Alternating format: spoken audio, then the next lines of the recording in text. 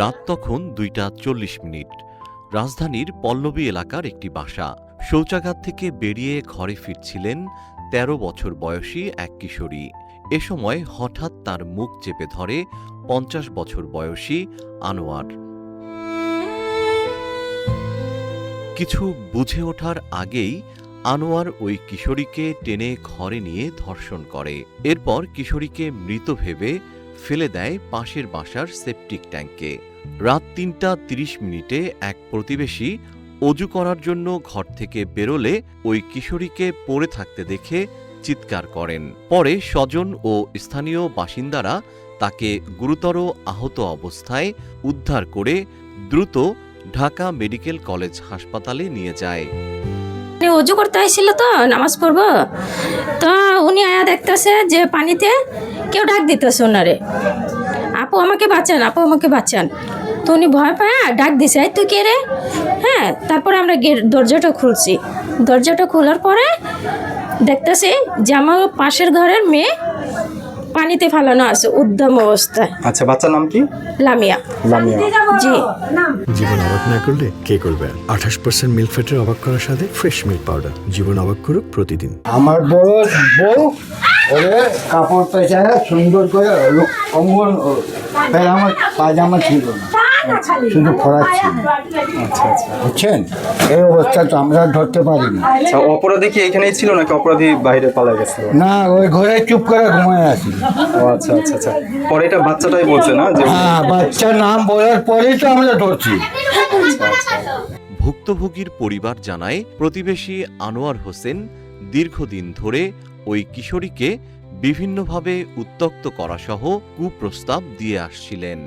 মামলা হয়েছে ঠিক আছে, এই যে ডিএনএ টেস্ট এখনো থানা যায় নাই, তো পুলিশ কিরকম মেডিকেল উনারি হইতে চিকিৎসা হইতে, কি অবস্থা রোগীর কোনো খোঁজ খবর নাই, ডিএনএ টেস্ট নাই, আসামির কোনো রিমান্ড নাই, কিছু নাই। আমরা কি কি কি বিশ্বাস করো যে পুলিশ তদন্ত করতেছে? এটা তো পুলিশ রিমান্ডে যখন ওনাকে নিবে তখনই তো ঘটনা বোঝা যাবে যে এর সাথে কে কে জড়িত, তারপরে আমরা ব্যবস্থা নিব।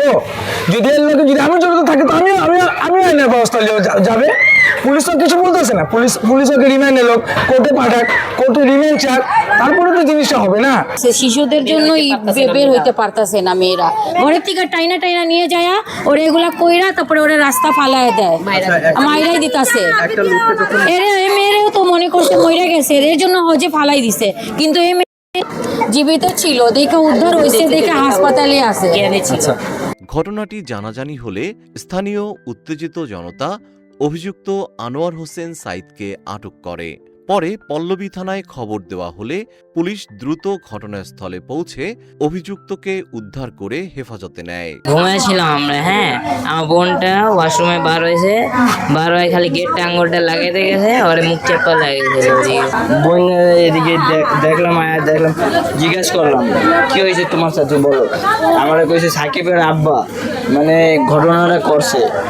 আমার বোন রাত 3টা বাজে মানে ওয়াশরুমের জন্য বাইরে হচ্ছিল, তাকে ওয়াশরুমেও যাইতে দেয় নাই, মানে দরজাটা আমার আগে আটকায় আমার বোনটাকে গলায় চাপা দিয়ে নিয়ে গেছে, এভাবে চাপা দিয়ে নিয়ে গেছে যেমন আমার বোনটা কোনো কথা বলতে পারে নাই, মুখে ওড়না বাঁধে নিয়ে গেছে, নিয়ে যায় ওর যা আমার নির্যাতন আছে করে ও মারধর করে মানে আমাদের পাশের হজের মধ্যে হালাই দিয়ে গেছে। ও বাচ্চা মরে গেছে এসে পরে তিনি হালাই থুয়ে গেছে গা।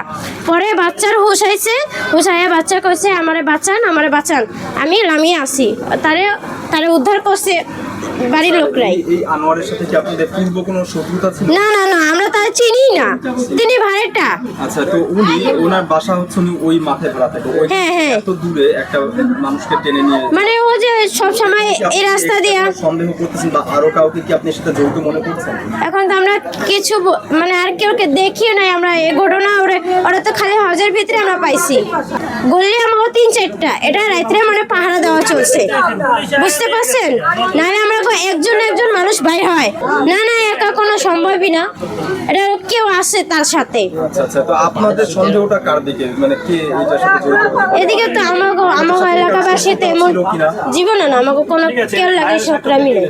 পল্লবী থানার ভারপ্রাপ্ত কর্মকর্তা হাসান বাশির জানান, খবর পেয়ে পুলিশ অভিযুক্ত যুবককে গ্রেপ্তার করেছে। ঘটনার তদন্ত ও পরবর্তী আইনি পদক্ষেপ চলমান রয়েছে।